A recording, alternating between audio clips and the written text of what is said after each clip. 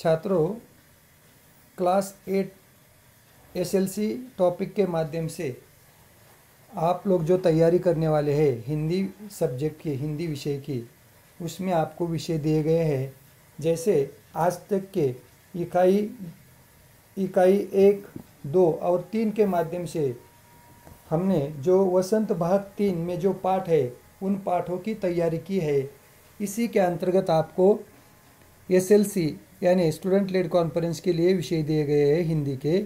उसमें चिट्ठियों की अनूठी दुनिया, इस पाठ के माध्यम से आप लोग औपचारिक पत्र, अनौपचारिक पत्र के माध्यम से आप लोग आपके विचार अच्छी तरह से स्टूडेंट लेड कॉन्फ्रेंस के माध्यम से रख सकते हैं। उसके लिए आपको तैयारी करते समय संदर्भ चिट्ठियों की अनूठी दुनिया, इस पाठ का आप लोग को तैयारी करनी है। उसमें क्या है, पत्रों के माध्यम से आप लोग अच्छी तरह से औपचारिक पत्र या अनौपचारिक पत्र लिखकर कार्ड शीट पर वो अच्छी तरह से लिखकर उसे चिट्ठियों के अनूठी दिन या इस निबंध को आप लोग अच्छी तरह से पेश कर सकते हैं। अरविंद कुमार सिंह जी ने जो निबंध हमारे सामने रखा गया है, चिट्ठियों की अनूठी दुनिया, इस विषय को आप लोग कविता के माध्यम से रख सकते हैं।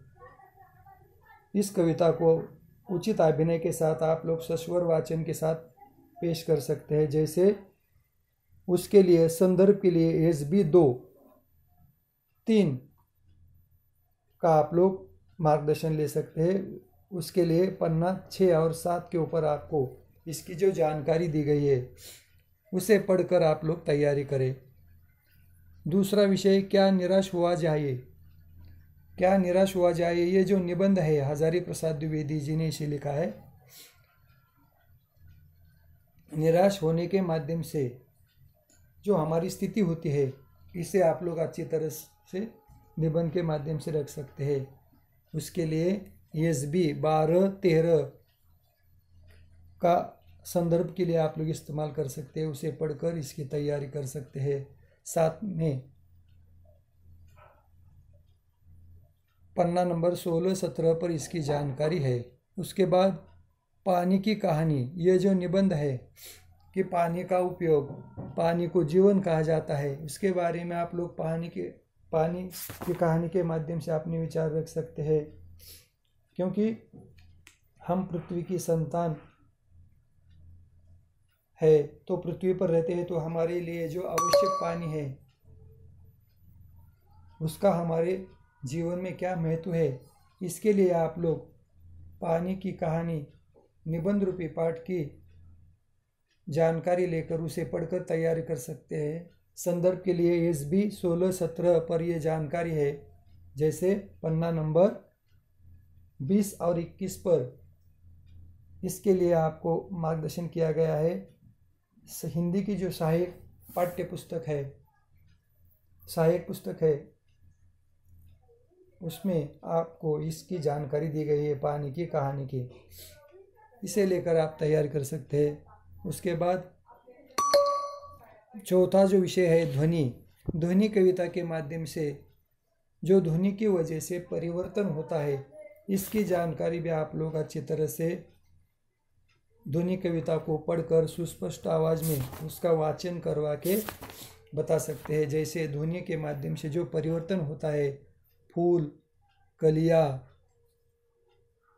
और पेड़ पौधों में जो उत्साह आता है, तंद्रालता दूर हो जाती है, इस कविता को आप लोग अच्छी तरह से अभिनय के साथ पढ़कर रख सकते हैं।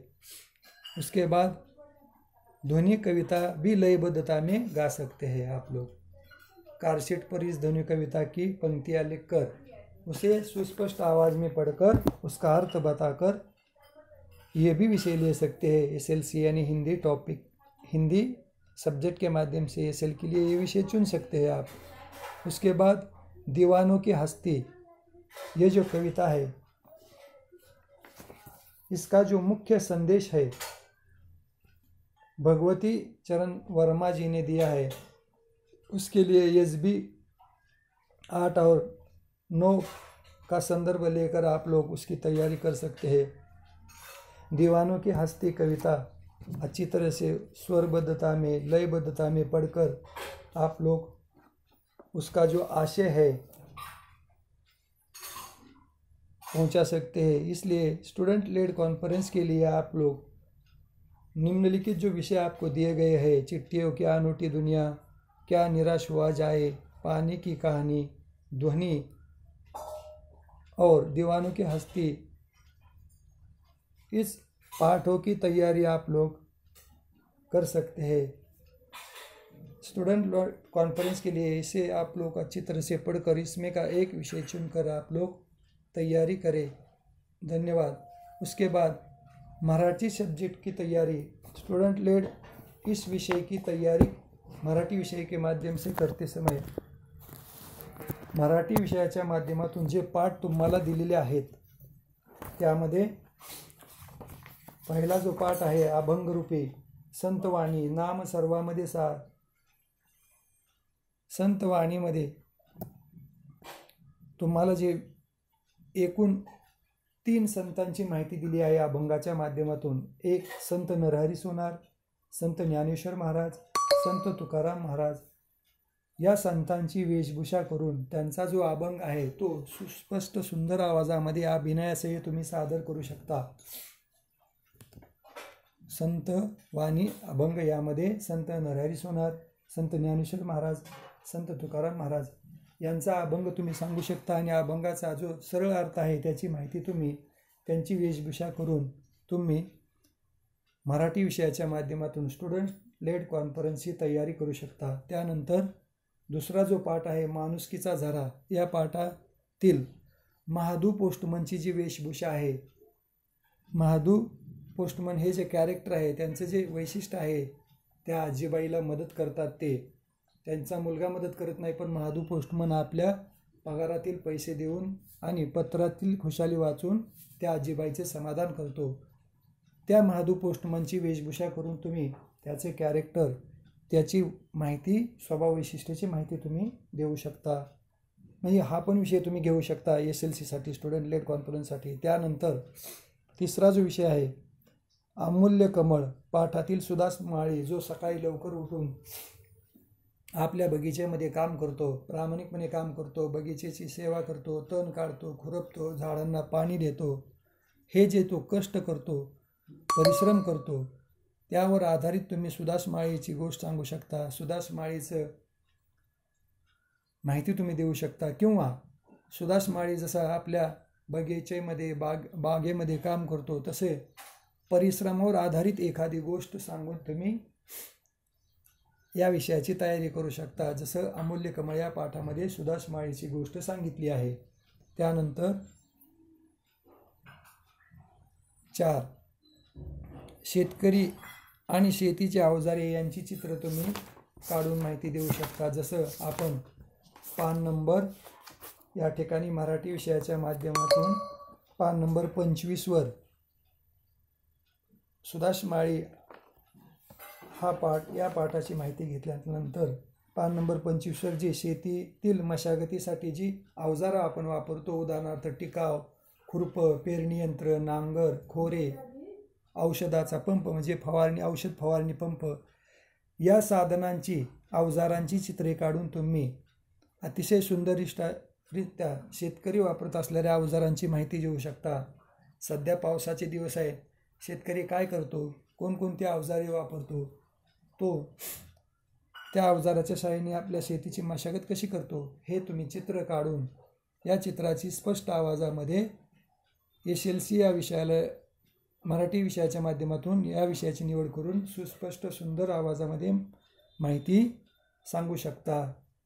शेतीतील अवजारांचे चित्र काढून तुम्ही कार्डशीटवर दाखवू शकता। त्यानंतर पहाट ही जी कविता आहे, या कवितेची माहिती तुम्ही देखील या कविताचं पाठांतर करून सुस्पष्ट आवाजामध्ये अभिनयासह सादर करू शकता। जसं कवीने जो संदेश दिला आहे पाठामधून, दुरून येणारा आवाज, निसर्गामध्ये होणारं परिवर्तन, याचं चित्र काढून कविताचं वाचन, अभिनय असे तुम्ही करू शकता। थोडक्यात पहाट कवितेचं जे वातावरण आहे, सकाळी उठल्यानंतर आपल्याला जो निसर्गामध्ये गेल्यानंतर अनुभव येतो, त्या अनुभवाची माहिती तुम्ही पहाट कविता घेऊन त्याचं प्रेझेंटेशन सादरीकरण करू शकता अभिनयासह सुस्पष्ट आवाजामध्ये. जसं दूरून या ऐकायास धुंदलेली येते शिळ, गमे बासरी वाजवे काननातुनी गोपाळ. थोडक्यात श्रीकृष्ण बासरी वाजवत असल्यासारखा आवाज पहाटेच्या सकाळच्या वेळी येतो. ही माहिती तुम्ही कवितेच्या माध्यमातून स्पष्ट आवाजात SLCला स्टुडंट लेन कॉन्फरन्सला ठेवू शकता. आणि तुम्हाला जी मराठी आणि हिंदी या विषयाची तयारी करायची आहे, ती SLCची तुम्ही चांगली तयारी करून तुम्ही हा विषय कमी वेळात लवकर आणि सुस्पष्ट सुंदर आवाजात सादर करू शकता. यासाठी तुम्हाला हे विषय दिले आहेत हिंदी आणि मराठीचे. याची तुम्ही तयारी करावी आणि शनिवारी हिंदी किंवा मराठी या दोन्ही विषयाच्या माध्यमातून एका विषयाची तयारी करून तुम्ही स्टुडंट लेनला सामोरे जावं, तयारी करावी आणि आपली जो SLCची तयारी आहे ती तुम्ही प्रभावीपणे करावी. धन्यवाद. या ठिकाणी थांबूयात आपण.